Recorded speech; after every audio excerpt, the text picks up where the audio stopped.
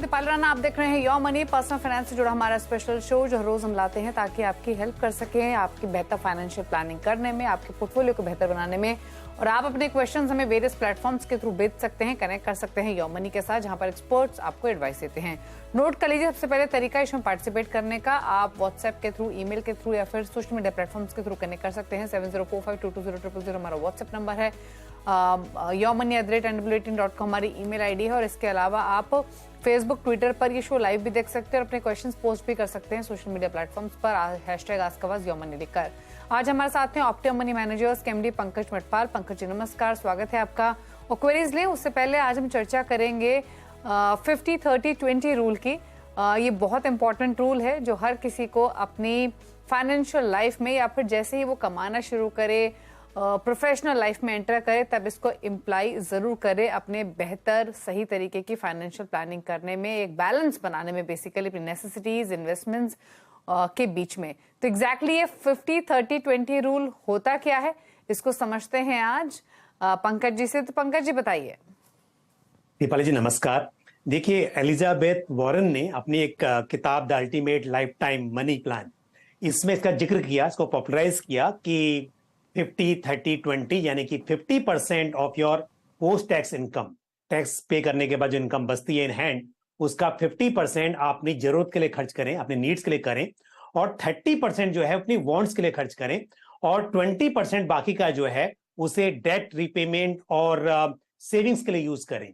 तो ये बेसिकली एक थंब रूल है। लेकिन दीपाली मैं बता दूं, इंडिया में अगर हम बात करें, क्योंकि यूएस में काफी सोशल सिक्योरिटीज भी हैं, तो यहां पर आपको थोड़ा सा बदलाव करना चाहिए कि जो सेविंग्स 20% की बात की गई है, आपकी सेविंग्स ज्यादा होनी चाहिए और किसी भी व्यक्ति को 30-40% तक सेविंग करने की कोशिश करनी चाहिए। अगर आपका कोई लोन है तो हो सकता है कि आप डेट रिपेमेंट कर रहे हैं तो थोड़ा कम भी हो सकता है।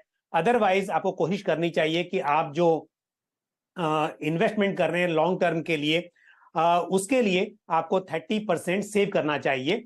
तो होना ये चाहिए कि 50% तो ठीक है कि अपनी जो जरूरत की चीजें हैं उनके लिए आप खर्च करें, जो भी नेसेसिटीज हैं, और अपने वांट्स के लिए आप 20% रखें, और 30% आप अपने भविष्य के लिए इन्वेस्ट करें। तो थोड़ा सा बदलाव मैं कहूंगा कि इंडियन कॉन्टेक्स्ट में इसे इस तरह करना चाहिए तो हर व्यक्ति को। और दूसरी बात ये भी है दीपाली जी कि अगर हम सोचेंगे कि हम 50% खर्च कर दें, फिर उसके बाद जो शौक हैं उनके लिए भी खर्चा करें, जो बचे उसको हम इन्वेस्ट करें, थोड़ा मुश्किल हो जाएगा। तो शुरुआत में ही आपको अपना 30-40% जो भी हो सके, 30 तो मिनिमम प्लान करना ही है, लेकिन हो सके तो अगर आपका कोई लोन लायबिलिटी नहीं है, ईएमआई नहीं है, तो 40% तक आप बचाकर उसको इन्वेस्ट कर दें। सोचें कि ये तो मेरा खर्चा है ही है, उस इन्वेस्टमेंट को आप एक खर्चे का पार्ट पकड़ें, और फिर जो आपका बाकी बचता है 60-70%, उसमें से जैसे हम बात कर रहे हैं कि आपने 50% जो है टोटल आपके पोस्ट टैक्स इनकम का, उसे यूज किया अपनी जरूरतों के लिए, चाहे बच्चों की स्कूल फीस हो, घर का किराया हो, या जो भी खर्चे हो, या फिर जो खाने पीने का खर्च है, और बाकी का 20% उसमें से आप अपने शौक, चाहे वो बाहर खाना खाने जाना हो या बाहर घूमने जाना हो या फिर कोई गैजेट बाय करने हो, उसके लिए आप यूज करें। और इनफैक्ट ये रूल बहुत ही इंपॉर्टेंट है, इसको अपनी फाइनेंशियल लाइफ में आप इम्प्लाई ज़रूर कीजिए। नेसेसिटीज़, सेविंग्स, अपने शौक खर्चों पर कितना इन्वेस्ट करना चाहिए, ये बेसिकली आपकी अर्निंग के बेसिस पर आप जितना कमाते हैं उस हिसाब से एलोकेट कीजिए अपना पैसा नेसेसिटीज़ पर, अपनी सेविंग्स पर। चलिए, तो उम्मीद करते हैं कि आपको ये रूल समझ में आया होगा, और ऑलरेडी आपने अगर किसी इस तरीके की कोई प्लानिंग की हुई है, उस पर राय लेना चाहते हैं तो डेफिनेटली अपने क्वेश्चंस आप भेज सकते हैं ही। बात करते हैं कॉलर से। करण सिंह नैनीताल से हमारे साथ कनेक्टेड है फोन लाइन पर। करण जी नमस्कार, बताइए क्या सवाल है आपका।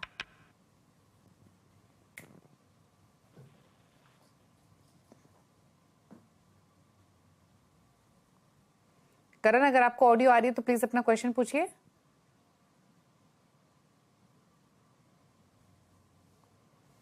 चलिए, करण की फोन लाइन डिस्कनेक्ट होगी। दूसरे कॉलर से बातचीत करते हैं। सुमित कुमार जमशेदपुर से हमारे साथ हैं। सुमित नमस्कार, बताइए अपना सवाल।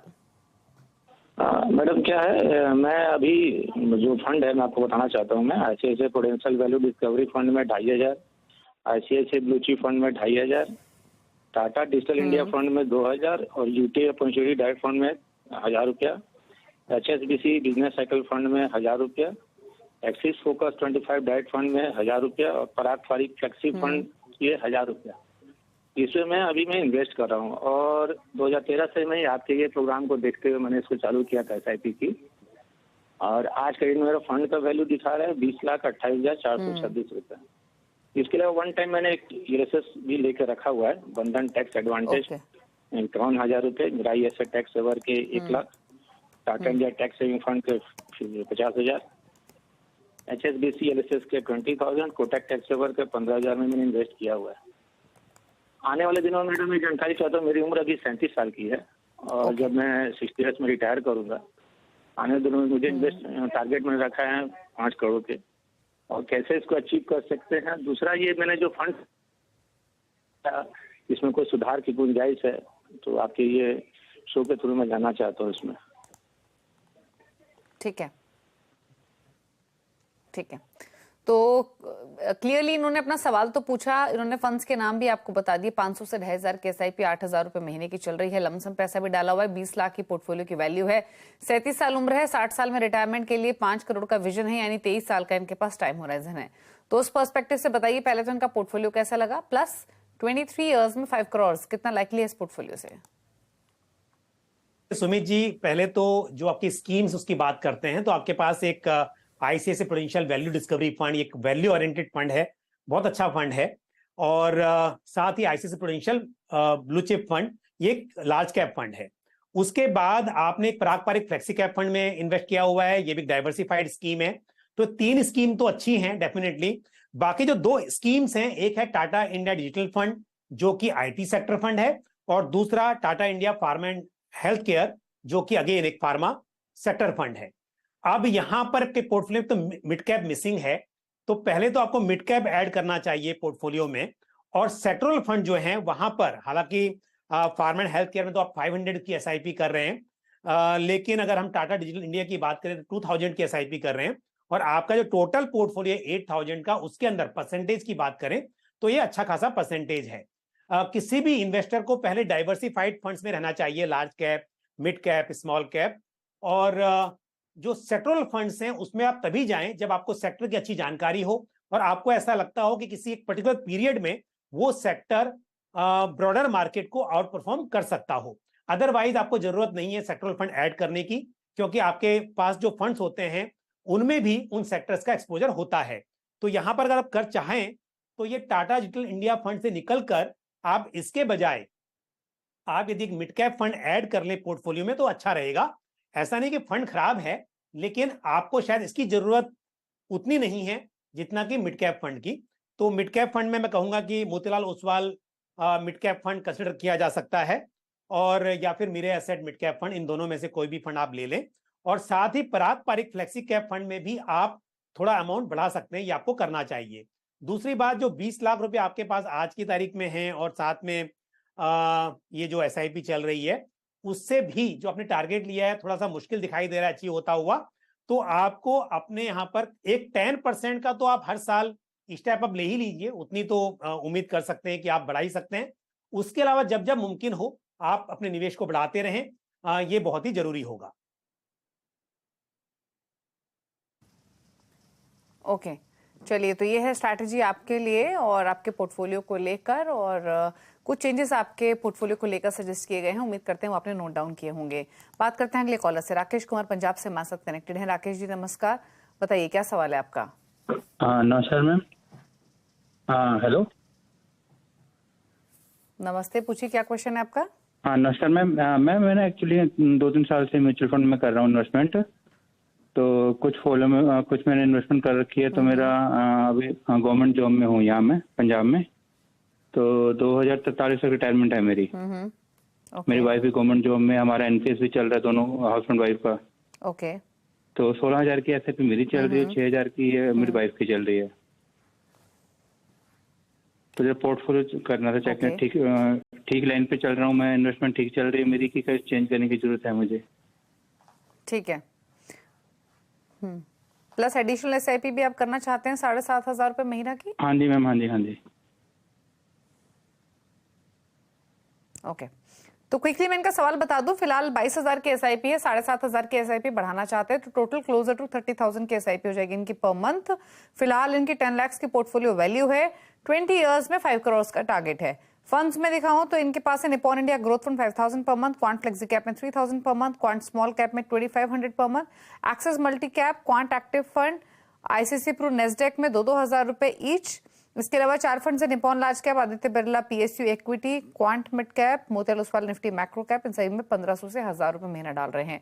तो फंड्स तो काफी है इनके पोर्टफोलियो में, plus quant small cap, quant mid cap, quant active fund को लेकर ये सलाह लेना चाहते हैं। एक ही फंड हाउस के 3 फंड्स पिक किए हैं। बताइए क्या सजेशन ओवरऑल इनके पोर्टफोलियो को लेकर? बिल्कुल, और इसके अलावा फ्लेक्सी कैप भी है क्वांट का, आई थिंक।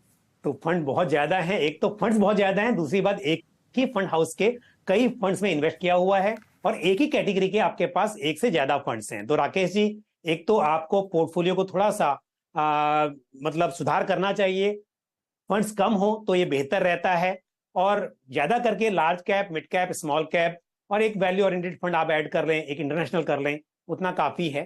तो जहां तक सवाल है टारगेट का, 20 साल का आपका इन्वेस्टमेंट होराइजन है और आप बात कर रहे हैं यहाँ पर 5 करोड़ की, तो ये मुमकिन होता हुआ दिखाई दे रहा है। मतलब कि म्यूचुअल फंड प्लस आपका जो एनपीएस कंट्रीब्यूशन है उसको टोटल अगर हम करेंगे तो 12% का भी हम यदि सीएजीआर लेकर चलते हैं म्यूचुअल फंड में और 10% का सीएजीआर आपके एनपीएस पर, तो आप अपना गोल हासिल कर सकते हैं। तो गोल हासिल करना पॉसिबल है इतने इन्वेस्टमेंट से, लेकिन स्कीम्स में मैं आपको जरूर कहूंगा कि, और आप बढ़ाने की बात भी कर रहे हैं, तो जो बढ़ाना है उसके लिए स्कीम नहीं तो आपको ऐड करनी नहीं है। दूसरी बात, शायद आप चाह रहे हैं कि आप जो क्वांट के फंड्स हैं उनमें और अमाउंट ऐड करें, तो मैं आपको कहूंगा कि वो ना करें, क्योंकि ऑलरेडी एक तो क्वांट के फंड्स जो हैं, हालांकि परफॉर्मेंस अच्छी है, लेकिन एक जो अप्रोच है वो थोड़ी सी फोकस अप्रोच है। तो जब मार्केट गिरता है उस वक्त देखा होगा आपने, क्योंकि स्टॉक्स कम होते हैं तो थोड़ा सा गिरावट भी ज्यादा देखी जाती है, तो और परफॉर्मेंस भी अच्छी रहती है, नो डाउट। लेकिन आपके पोर्टफोलियो के हिसाब से मैं कहूंगा कि आप आईसीआईसीआई प्रूडेंशियल नेस्डेक 100 जो है उसमें बढ़ा लें, एक्सिस मल्टी कैप फंड जो है उसमें बढ़ाएं अपने इन्वेस्टमेंट को, साथ ही Nippon India large cap fund आपके पास में है उसमें आप अमाउंट बढ़ा लें, तो इन फंड्स में बढ़ाएं। और जो क्वांट के फंड्स हैं वो ऑलरेडी काफी आपका जा रहा है इन्वेस्टमेंट, वो कंटिन्यू करें, पर उसमें और ना ऐड करें आप। ये मेरी सलाह है आपको। ओके, चलिए, तो आपको अतिरिक्त निवेश कहाँ करना है वो फंड्स भी सजेस्ट किए गए हैं, प्लस आपके पोर्टफोलियो को थोड़ा सा आपको ठीक करना होगा। यहाँ पे फंड हाउसेस का भी डाइवर्सिफिकेशन जरूरी है, कैटेगरीज का भी ज्यादा फंड्स रखने की जरूरत नहीं है। तो जो जो चेंजेस आपको पंकज जी ने सजेस्ट किए हैं उनको इम्प्लाई कीजिए अपनी इस पोर्टफोलियो में और इन्वेस्टेड रहिए। बात करेंगे एक और कॉलर की। करण ने सवाल भेजा है नैनीताल से ईमेल के थ्रू। करण की फोन लाइन डिस्कनेक्ट हो गई थी, क्वेश्चन इनका ले लेते हैं इसीलिए। 42 ईयर्स इनकी एज है, 20,000 की एसआईपी है पर मंथ। फिलहाल इनकी पोर्टफोलियो की वैल्यू 2 लाख है, यानी हाल ही में इन्होंने ये पोर्टफोलियो क्रिएट किया है। रिटायरमेंट के लिए 1 करोड़ का टारगेट है। रिटायरमेंट ईयर क्या रहेगा इनका ये इन्होंने मेंशन नहीं किया है, बट ऑन एन एवरेज अगर मान के चले 42 साल इनकी उम्र है, 60 साल में भी रिटायरमेंट लेते हैं तो 18 साल का विजन इनके पास है 1 करोड़ के लक्ष्य को हासिल करने के लिए। फंड्स देखें तो इनके पास है एसबीआई स्मॉल कैप 10,000 रुपए महीना, एसबीआई लार्ज कैप 5,000 रुपए महीना, UTI Nifty 50 index, HDFC small cap 5,000 और साथ ही लमसम इन्वेस्टमेंट भी कुछ इन्होंने की हुई है 3 लाख की एसबीआई मल्टी कैप में। क्या सजेशन रहेगा इनके लिए? बिल्कुल, देखिए, जो ऑलरेडी 3 लाख रुपए लमसम है और साथ में 20,000 की एसआईपी चल रही है, यदि हम कैलकुलेट करें इस हिसाब से, तो अगर मैं 15 साल की बात कर लूँ एक कैलकुलेशन पर्पज के लिए, तो यहाँ पर इनके पास में करीब मतलब 1 करोड़ रुपया जो लेके चल रहे हैं उतना इकट्ठा हो सकता है 1 करोड़ 15 साल में। और अगर हम 18 साल की बात करें तो थोड़े और ज्यादा हो जाएंगे। लेकिन अगर मैं इन्फ्लेशन को यहाँ पर ध्यान में रखूं, और दीपाली जी मैं हमेशा इस बात को ज्यादा फोकस करता हूं, क्योंकि कई बार लॉन्ग टर्म की जब प्लानिंग करते हैं हमारे व्यूअर्स तो इन्फ्लेशन को फैक्टर इन नहीं करते हैं। तो यदि हम 6% का भी इन्फ्लेशन मानकर चलें तो 1 करोड़ की वैल्यू 15 साल के बाद आज के लगभग 42 लाख के बराबर रह जाएगी। तो इस बात को ध्यान में रखते हुए, वैसे तो 1 करोड़ रुपए इकट्ठा हो सकता है जो आप इन्वेस्टमेंट कर रहे हैं उससे, लेकिन क्योंकि इन्फ्लेशन की वजह से पैसे की वैल्यू कम हो जाती है, तो मैं कहूंगा कि आपको साल दर साल अपने इन्वेस्टमेंट को बढ़ाना चाहिए। ये आपके लिए बहुत ही जरूरी है। और साथ ही एक चीज और दीपाली जी यहां पर कहूंगा, इनका एक्सपोजर स्मॉल कैप में काफी है। जब मार्केट में रैली होती है उस वक्त लोगों को सबको लगता है कि रिस्क एपेटाइट बहुत अच्छा है और एक्सपोजर एक पर्टिकुलर सेगमेंट में बढ़ा लेते हैं, लेकिन आप अगर टिकेंगे मार्केट में तो लॉन्ग टर्म के लिए इन्वेस्टेड रहेंगे। और इसके लिए मैं कहूंगा कि थोड़ा सा एक्सपोजर आपको स्मॉल कैप से कम करके, मिड कैप फंड आपके पोर्टफोलियो में नहीं है, एक मिड कैप फंड ऐड कर लें तो अच्छा रहेगा। और जैसा मैंने पहले सवाल के उत्तर में भी कहा था, मोतीलाल ओसवाल मिड कैप या Mirae Asset mid cap fund consider किया जा सकता है। तो स्मॉल कैप में कोई बुराई नहीं है, लेकिन यहां पर उतार चढ़ाव बहुत ज्यादा होता है, तो इसके लिए आप थोड़ा एक्सपोजर कम करें और मिड कैप को ऐड करें, ये मेरी राय है। All the best to you. Okay, चलिए, तो सजेशन आपको दिए गए हैं आपके पोर्टफोलियो को लेकर। उम्मीद करते हैं आपने चेंजेस नोट कर लिए होंगे। पहली बात तो 1 करोड़ का आपका विजन तो लाइकली अचीवेबल है ही, लेकिन 18 साल में वैल्यू कितनी होगी 1 करोड़ की, उसको ध्यान में रखना होगा इन्फ्लेशन को कंसिडर करते हुए। तो थोड़ा सा सजेशन होगा बेसिकली आपके लिए कि 1 करोड़ से ज्यादा का गोल लेकर चलें। प्लस जो आपने पूछा है अपने पोर्टफोलियो को लेकर, तो थोड़े से चेंजेस आपको सजेस्ट किए गए हैं। एसबीआई स्मॉल कैप में एक्सपोजर थोड़ा सा कम करने की सलाह है। एक मिड कैप फंड आपके पोर्टफोलियो में जरूर होना चाहिए बेटर डाइवर्सिफिकेशन के लिए। उस पर्सपेक्टिव से 2 नाम आपको सजेस्ट किए गए हैं मिड कैप कैटेगरी में, मोतीलाल ओसवाल मिड कैप और मेरे एसेट मिड कैप। इन 2 फंड्स को आप, इन दोनों में से किसी एक फंड को आप ऑप्ट कर सकते हैं। तो स्मॉल कैप में थोड़ा एक्सपोजर कम, मिड कैप को जगह दीजिए अपने पोर्टफोलियो में। ये चेंजेस आपको सजेस्ट किए गए हैं। रुक रहे हैं इसी के साथ एक ब्रेक के लिए मनी में। ब्रेक के उस पर कुछ और क्वेश्चन को लेंगे, जल्द वापस आते हैं। आप देख रहे हैं यो मनी। पंकज उप्पाल हमारे साथ बने हुए आपकी सभी क्वेरीज को आंसर करने के लिए। कुछ और कॉलर से बातचीत करते हैं। विवेक कुमार जबलपुर से हमारे साथ कनेक्टेड है फोन लाइन पर। विवेक जी नमस्कार, बताइए क्या सवाल है आपका? जी नमस्कार जी, थैंक यू, आपने एक्सेप्ट किया मेरा सवाल। बताइए क्या क्वेश्चन है आपका, कहाँ इन्वेस्टमेंट्स की हुई है आपने? जी मैं ये बोल रहा था कि मैं इन्वेस्टमेंट करना चाहता हूँ 20,000। तो मैं अगर ये टैक्स रिजीम क्या चेंज हो सकती है क्या फ्यूचर में, तो मैं एलएसएस में इन्वेस्ट करूं कि नहीं करूं, कि डायरेक्ट फंड में या मतलब लार्ज कैप का ही इन्वेस्ट करूं, ये पूछ रहा था मैं। बेसिकली आप बिगनर हैं और शुरुआत करना चाहते हैं म्यूचुअल फंड पोर्टफोलियो की। 20,000 रुपए शुरुआत में हर महीने आप डाल सकते हैं। लॉन्ग टर्म विजन है, करेक्ट? जी बिल्कुल।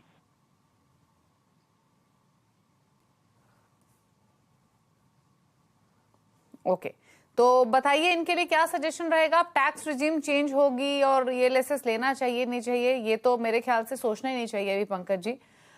जब ऐसा होगा तब necessary changes any which ways portfolio में किए जा सकते हैं। बट कंसीडरिंग अभी की जो सिचुएशन, उस हिसाब से क्या सजेशन रहेगा लॉन्ग टर्म विजन के हिसाब से? अगर ये पोर्टफोलियो क्रिएट करे 20,000 रुपए महीने के साथ, तो कहाँ कहाँ एक्सपोजर लें, क्या सजेशंस? बिल्कुल, देखिए विवेक जी, ऐसा है कि आज की तारीख में आपके पास 2 चॉइस हैं, ओल्ड टैक्स रिजीम और न्यू टैक्स रिजीम। और अंडर ओल्ड टैक्स रिजीम आप बिल्कुल under section 80C of income tax act 1.5 lakh रुपए तक का डिडक्शन क्लेम कर सकते हैं, जिसमें आपके पास बहुत सारी चॉइसेस हैं इन्वेस्टमेंट स्कीम्स की। और not only investment scheme but बच्चों की स्कूल फीस हो या फिर बच्चों की ट्यूशन फीस और उसके अलावा आपका होम लोन का प्रिंसिपल अमाउंट वो भी उसी में आता है। तो ईएलएसएस भी एक चॉइस है कि आप 1.5 लाख रुपए तक वहां इन्वेस्ट कर सकते हैं। लेकिन ये सवाल कि भविष्य में क्या होगा, हो सकता है कि ओल्ड टैक्स रिजीम शायद ना रहे, सिर्फ न्यू टैक्स रिजीम ही रहे, तो क्या फर्क पड़ता है? यहाँ पर कमिटमेंट नहीं है कि आपने एक बार स्टार्ट कर दिया तो आपको साल दर साल इन्वेस्टमेंट करना ही है। आप इस साल कीजिए, टैक्स बेनिफिट लीजिए, और अगले साल नहीं होगा यदि आपको ये चॉइस नहीं होगी, या फिर आप न्यू टैक्स रिजीम में जाना चाहेंगे तो आप बेशक आगे मत इन्वेस्ट करना उसमें। तो ये तो बहुत सिंपल है म्यूचुअल फंड में, इसमें ज्यादा सोचने की जरूरत नहीं है। तो यदि इस वक्त पर आप टैक्स बचाने के उद्देश्य से ईएलएसएस में इन्वेस्ट करना चाहते हैं तो मैं आपको 2 स्कीम बताऊंगा। एक होगी Motilal Oswal long term equity fund और दूसरा हो सकता है मेरे एसेट टैक्स सेवर फंड। तो इन 2 फंड्स में आप इन्वेस्ट कर सकते हैं टैक्स बचाने के उद्देश्य से। लेकिन यदि आपको लगता है कि आप माइंड ना चेंज करें बाद में भी और चाहते हैं कि लॉक इन ना हो, टैक्स सेवर स्कीम नहीं चाहिए, तो मैं आपको अलग से भी स्कीम बता देता हूं जहां पर आप इन्वेस्ट करके अपना पोर्टफोलियो बना सकते हैं। और वो होंगी ICICI Prudential large and mid cap fund, दूसरा एक एक्सिस मल्टी कैप फंड, और साथ ही Aditya Birla sun life multi asset allocation fund. तो ये 3 फंड्स मैं आपको बता रहा हूं। यदि टैक्स सेविंग के हिसाब से नहीं करना है तो आप इन स्कीम में करें, और अदरवाइज टैक्स सेविंग स्कीम मैंने बताई है। और दोनों का मिक्सर भी, आप दोनों को मिक्स भी कर सकते हैं, यानी कि आप एक टैक्स सेविंग स्कीम ले लीजिए और साथ में आप ये जो स्कीम बताई है इनमें भी इन्वेस्टमेंट कीजिए। इस तरह से भी अपना पोर्टफोलियो आप डिजाइन कर सकते हैं। ओके, तो आपको फंड सजेस्ट किए गए हैं, इन फंड्स को आप नोट कर लीजिए और इसके हिसाब से आप पोर्टफोलियो बना सकते हैं। आप 4 फंड्स रखिए अपने पास, 5-5 हज़ार की SIP उन कीजिए चारों फंड्स में, बहुत ज़्यादा फंड्स की जरूरत आपको नहीं है। आप ICICI Pru large and mid cap, Aditya Birla multi asset allocation fund, Axis multi cap इन फंड्स को रख सकते हैं। साथ ही अगर आपको लेना ही है तो आप मेरे टैक्स सेवर फंड जोड़ सकते हैं, अगर आपको टैक्स सेविंग के पर्पज से ले रहे हैं, फिर Motilal Oswal long term equity आप ऐड कर सकते हैं। तो इन 4 फंड्स के साथ आप शुरुआत कीजिए अपने पोर्टफोलियो की। सुजीत देशमुख अगले और हमारे साथ कनेक्टेड हैं। सुजीत नमस्कार, बताइए क्या सवाल है आपका। चलिए, ईमेल के थ्रू सुजीत ने सवाल भेजा है, लमसम इन्वेस्टमेंट करना चाहते हैं 7 लाख रुपए के आसपास की 10 ईयर्स के लिए, क्या suggestion? 7 lakh lump sum investment for 10 years. देखिए दीपाली जी, पहली बात तो यह है, जब लमसम भी इन्वेस्ट करना है तो आप वन गो में मत कीजिए, एक ही दिन मत कीजिए। मार्केट में वॉलेटिलिटी बनी हुई है और ऐसे में यदि आप इसको स्टैगर्ड मैनर में करेंगे तो बेहतर होगा। या तो खुद से आप इसको 4-5 इंस्टॉलमेंट में डिवाइड करके इन्वेस्ट कीजिए, या फिर STP एक अच्छा रूट होता है सिस्टमेटिक ट्रांसफर प्लान का, जहां पर लो रिस्क वाले फंड में इन्वेस्ट करके फिर आप उसे स्विच करते हैं इक्विटी स्कीम्स में या हाइब्रिड स्कीम में। तो इस तरह से स्टैगर्ड मैनर में इन्वेस्ट करेंगे तो ये बेहतर रहेगा।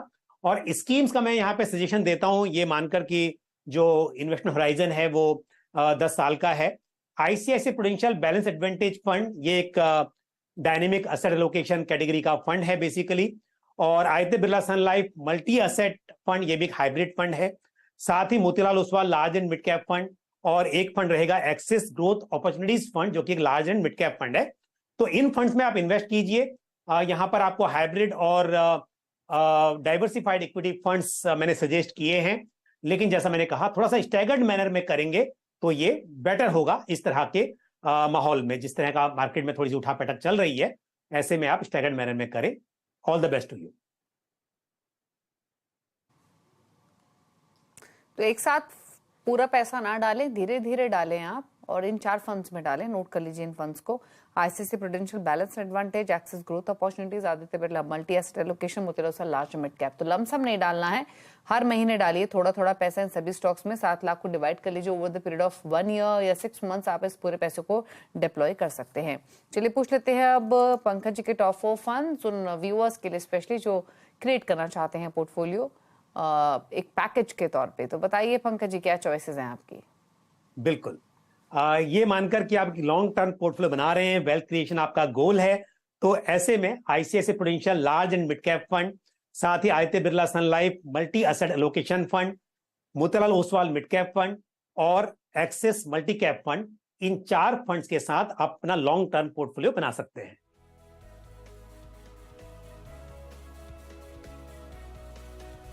ओके, चलिए, तो ICICI Pru large and mid cap, Aditya Birla multi asset allocation, Motilal Oswal mid cap, Axis multi cap, ये 4 फंड्स हैं जो कि सजेस्ट किए गए हैं पंकज जी की ओर से। टॉप 4 फंड्स है, नोट कर लीजिए, लेकिन लॉन्ग टर्म के हिसाब से और इसे एज अ पैकेज, एक कंप्लीट पैकेज के तौर पे, कंप्लीट पोर्टफोलियो के तौर पे आप पिक कर सकते हैं। चलिए, तो ये तो रहे टॉप 4 फंड्स। इसी के साथ शो को समेटने का वक्त है। शुक्रिया पंकज जी आने के लिए शो में और सभी क्वेरीज को आंसर करने के लिए, थैंक यू सो मच। इसी के साथ एक ब्रेक का भी वक्त हो गया है और ब्रेक के उस पार भी खबरें जारी हैं CNBC आवाज पर। नमस्कार।